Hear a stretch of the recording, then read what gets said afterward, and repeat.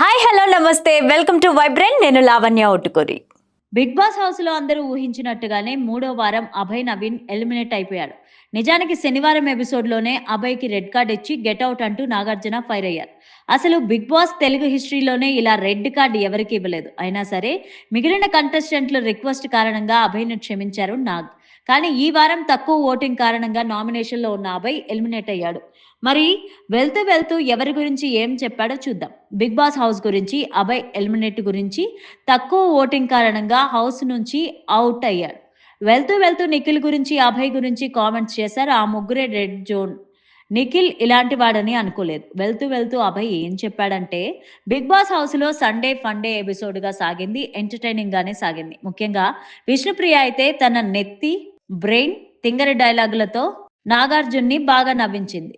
ఇక dance performance కూడా వీలున్నప్పుడల్లా కుమ్మేస్తుంది.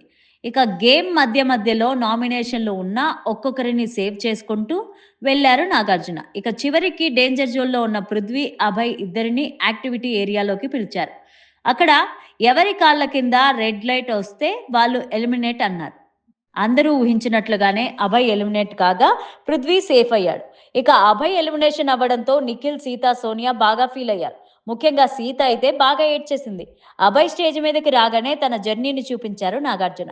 అయినా సెల్ఫ్ నామినేషన్ చేసుకున్నావు కదా, అదేంటి అభయ్ అంటూ నాగార్జున అడిగారు. దీనికి తన ఆన్సర్ ఇచ్చాడు అభయ్. అంటే, నాకు జీవితంలో ఎప్పుడూ ఒకటే సార్. ఎప్పుడైనా సరే నీకు డాడీ కావాలా, సక్సెస్ కావాలా అంటే డాడీనే కావాలి అనేటోడిని. అలాంటి నాకు మా నాన్న గుర్తుందా మిగిలింది ఈ వాచ్ ఒక్కటే. వాడు నా కోసం అది కూడా ఇచ్చేసరికి నేను ఆడక ముందే చెప్పేశాను, నీకు అది ఎంత ముఖ్యమో నాకు తెలుసురా అని. అలాంటిది వాడికి ఇవ్వడానికి నా దగ్గర ఏం లేదు. అలాంటి సమయంలో నాకు ఈ అవకాశం వచ్చింది. కానీ అది నేను చెప్పలేను. అందుకే సెల్ఫ్ నామినేషన్ చేసుకున్నాను. కానీ దీనివల్ల ఏం ఫీల్ కావడం లేదు. ఎందుకంటే నేను నా తప్పుల వల్ల బయటకు వచ్చాను. కానీ ఆ నిర్ణయం వల్లేమి కాదు అంటూ అభయ్ అన్నాడు. ఇక ఆ తర్వాత హౌస్ మేట్స్ తో ముగ్గురికి బ్లాక్ రోజెస్, ముగ్గురికి రెడ్ రోజెస్ ఇవ్వాలంటూ నాగార్జున చెప్పాడు. దీంతో ముందుగా విష్ణుప్రియకి బ్లాక్ రోజ్ ఇస్తూ ఓ సలహా ఇచ్చాడు అభయ్.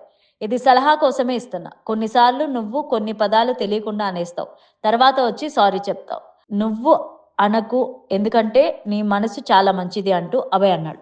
ఆ తర్వాత మణికంఠకు కూడా బ్లాక్ రోజ్ ఇస్తూ, ఆ దోశ దగ్గర జరిగిన ఇన్సిడెంట్స్ ఉంది కదా, అలాంటిది వీలైనంత దూరంగా ఉండు అంటూ మణికి అభయ్ సలహా ఇచ్చాడు. ఇక పృథ్వీకి మూడో బ్లాక్ రోజ్ ఇచ్చాడు అభయ్. నిన్ను నేను ఫైనల్స్ లో చూడాలి అంటూ కూడా నన్నే పాయింట్ చేస్తారు. అగ్రెషన్ వచ్చిందంటే ఈసారి ఆ చేతులు నీ వైపు చూపించకూడదు అంటూ సలహా ఇచ్చాడు. తర్వాత మొదటిగా రెడ్ రోజ్ నిఖిల్ కి ఇచ్చాడు అభయ్. డే 1 నుంచి హౌస్ కి వచ్చినప్పుడు నిఖిల్ మీద ఒక అభిప్రాయం ఉండేది. వాడు ఇలా ఉంటాడు, అలా ఉంటాడని. కానీ నేను అనుకున్న దానికి కంప్లీట్ ఆపోజిట్ గా ఉన్నాను. వాడు ట్రావెల్ చేశాకే నాకు తెలిసింది. అలా తెలియకుండా ఇద్దరం చాలా క్లోజ్ అయిపోయాం. కొన్ని ఇయర్స్ బాండింగ్ లాగా అనిపించింది అంటూ తన స్నేహం గురించి చెప్పాడు అభయ్. తర్వాత రెడ్ రోజ్ సీతకి ఇచ్చాడు అభయ్. ఎందుకు ఏడుస్తున్నావు బేటా, నువ్వన్నావు బయటకు వచ్చినాక కూడా అన్న అనే పిలుస్తానని. నేను వెయిట్ చేస్తా నెక్స్ట్ ఇయర్ రాఖీ కట్టించుకోవడానికి అంటూ అభయ్ ఎమోషనల్ అయ్యాడు. ఆ తర్వాత ఒక రెడ్ రోజ్ ఇద్దరికి కలిపి ఇస్తా సార్ అంటూ సోనియాకి ఇచ్చాడు. ఏదైనా సోనియా హ్యాండిల్ చేసే విధానం నాకు ఇష్టం సార్. అంటే కేర్ తీసుకుంటే చాలా మంచిగా కేర్ తీసుకుంటుంది. నా క్లోజ్ ఫ్రెండ్స్ లో తను ఒకరు. ఇక్కడ తనకి చూడడం ఆనందంగా ఉంది. నేను ఆడుతున్నా, నువ్వు ఆడాలి అంటూ అభయ్ అన్నాడు.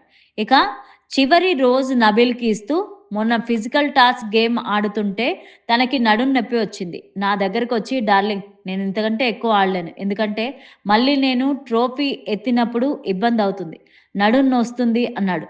వద్దురా, నడుం ఖరాబ్ చేసుకోకు, ట్రోఫీ ఎత్తు అంటూ ఆల్ ది బెస్ట్ చెప్పి అందరికీ బై బై చెప్పేశాడు అభయ్. ఇక అభయ్ ఎలిమినేషన్ అయిపోవడంతో హౌస్లో 11 మంది సభ్యులు మిగిలారు.